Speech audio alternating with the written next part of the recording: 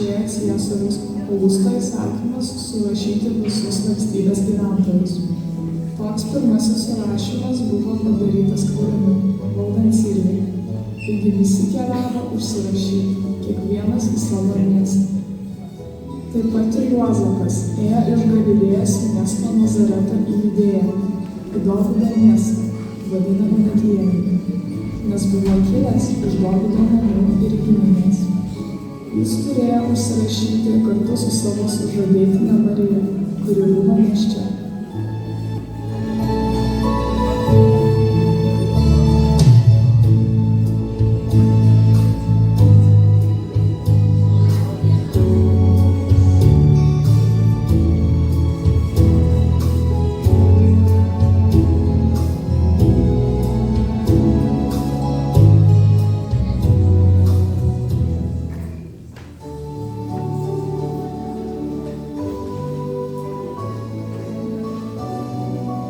Kaip nuobodu.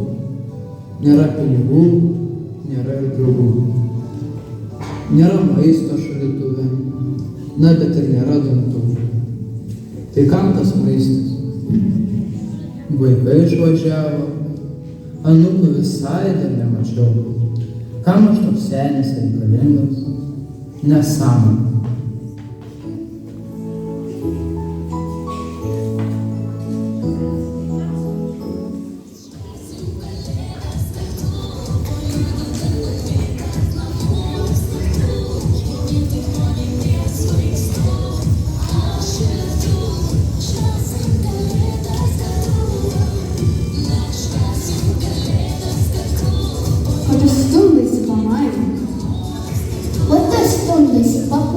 Įsidažiusi kaip kokia klounė šviesoforas, niekam tu čia neįdomu.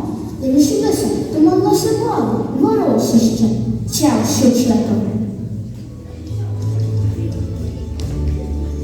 Na va, vėl susipykom, stengiasi pritarti ir visada tas pats. Rankinukai, makijažas, nieks nepadeda, visada viena.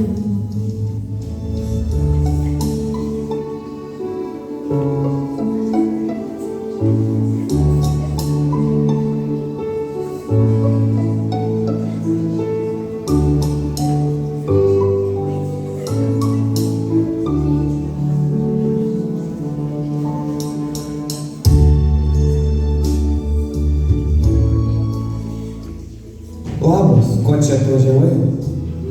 Nu jau rimtai, ko tu čia atvažiavai? Labukas, ko tokia liūdna? Juk kalėdos jau, nepykit ant manęs, dabar stebuklų metas. Nu jo, čia su tavimi tokie ir stebuklai, iš mūsų pinigus dar eisi. Kasparai, mes galvojame, kad visi praturtėsime, o dabar sėdime čia tarp žiūrkių. Būčiau dabar su šeima namuose ir būtų viskas gerai.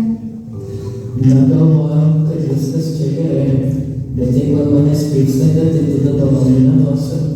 Norėjau dabar užduoti kiekvienam po šimtuką, bet nieko tokio, pasiliksiu savo, man būdamus, viską. Dink tu greičiau iš čia su savo babkinu.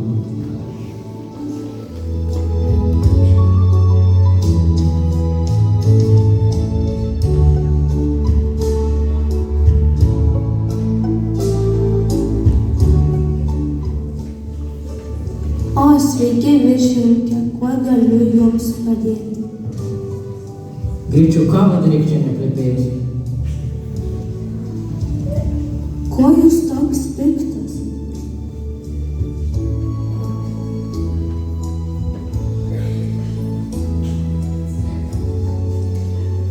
Štai jūsų kava. Fu, kokia šalta. Kas tu yra, tu kavos daryti nemoki. Neš greičiau šitą nesąmonę. Kodėl dokumentai nesutvarkyti? Ką aš jums sakiau, dirbkite normaliai, nenusimuokite. Kasparai, labai jūsų atsiprašau. Eik dirb čia neplepėjus. Nematai, kad darbo daug turiu. Kas jam yra? Viskas netinka. Šankuolis koks pasidarė. Dar kartą išgirsiu, kad apkalbinėjate mane, sumažinsiu atlyginimus arba liksite iš darbo. Viskas aišku. Tai aišku, viršininkė. Tai marš prie darbo.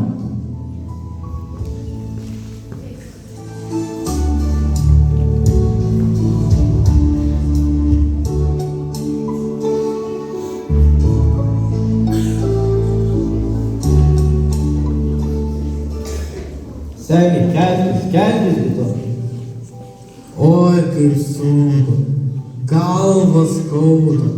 Noriu valgyti. Žiūrėk, sumuštynį radau. Fui, kaip smirda. Nebenoriu. Va kaip noriu, lendam į šiukšles, gal dar ką rasim.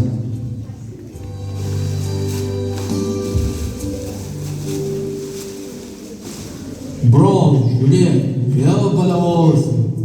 O, ai nebereik to maisto.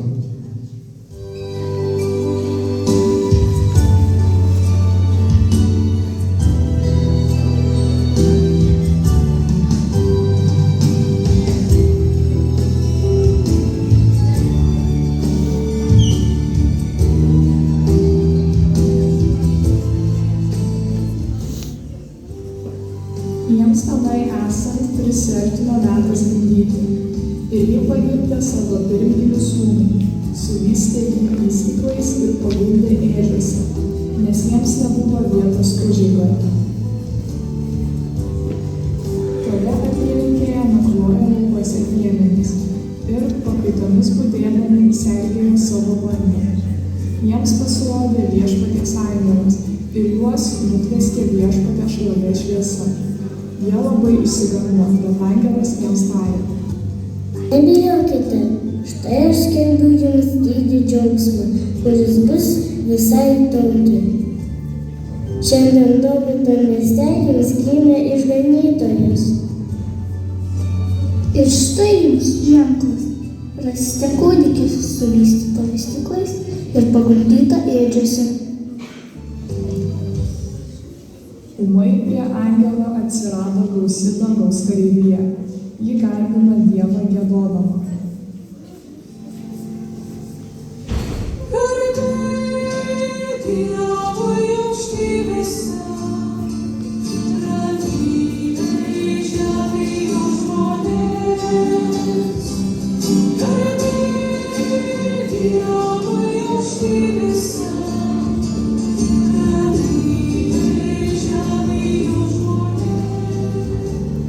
Kai angelai nuo jų pakilo į dangų, piemenys kalbėjo vieni kitiems: Eikime į Betliejų, pažiūrėti, kas ten nutiko. Jie nusiskubino ir rado Mariją, Juozapą ir kūdikį, paguldytą ėdžiose.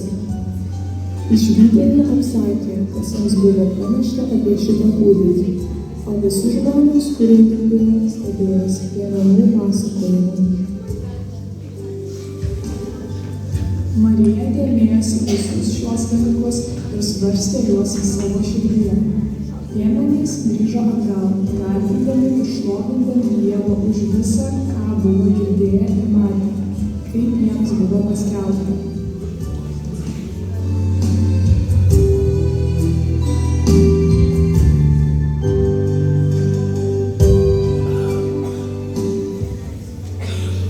Šiandien kalėdos. Įdomu, kaip mano vaikai gyvena. Anūkėlį, jūs atvažiavot pas mane.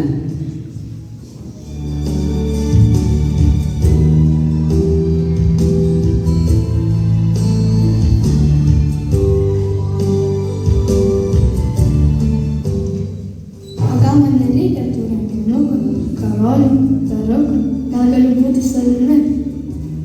Labas, draugė, gal susitaiko? Atsiprašau.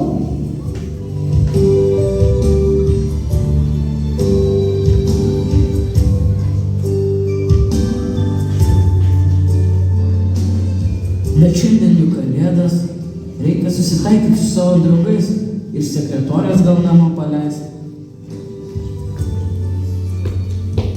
Eikit jūs gal namo, jau pavargot, šiandien kalėdas, stebuklų metas.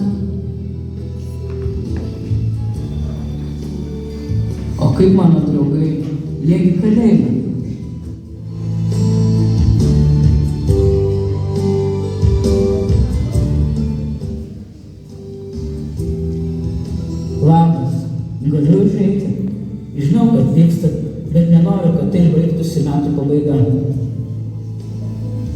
Mes labai nusivylėm.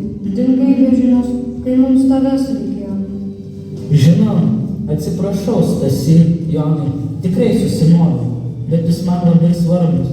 Aš nenoriu ginčų. Galėjai jokios mūsų nepalikti. Taip ir reikėjo. Atleiskit. Noriu, kad šiandien vėl būtume draugai. Na, jei tikrai supratai savo klaidą, tada susitaikom. Ačiū Jums. Pažadu daugiau taip nebepradėti. Jūsų kaltę išpirkau. Jūs paleidžiate, taigi galim švęsti. Oho, čia tai bent. Šaunu! Švęskim kalėdas kartu, kaip visada. Taip, jūs mano geriausi draugai.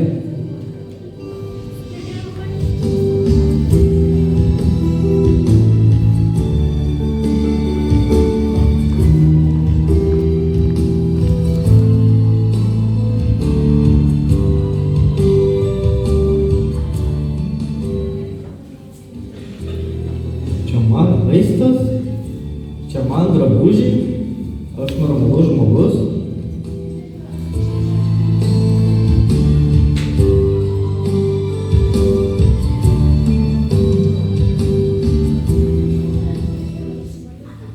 Ei, broliu, ateik.